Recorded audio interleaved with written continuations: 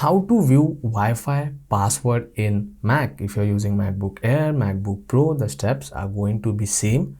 Now the procedure is very simple. You have to open system settings, so you can find it in dock system, or else you can just go on Apple logo, click on it and select system settings. A pop-up window will appear on screen.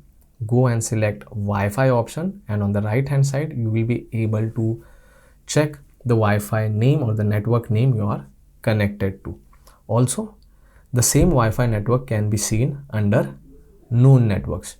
So in order to check Wi-Fi password of this particular network, in front of it you will find three dot option.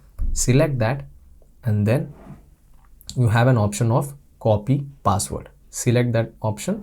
You can open Notes application and press Command plus V to check the Wi-Fi password. So this is the password for this particular network to which I am connected. Now, if you have added multiple networks, or if you are connected to other Wi-Fi networks as well, under the known network section, you can do the same thing.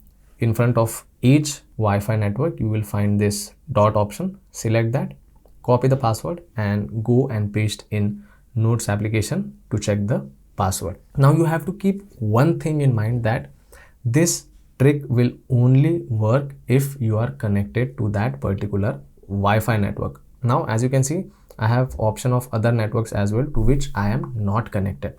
So I won't be able to check the Wi-Fi password for this Wi-Fi network or else this one. I will be only getting an option of viewing password if I am connected to that particular Wi-Fi network. So you have to keep that particular thing in mind, that you should be connected to that network in order to check the Wi-Fi password. So that's pretty much it for today's video, guys. If you find this video informative, don't forget to subscribe. I will see you all in the next one.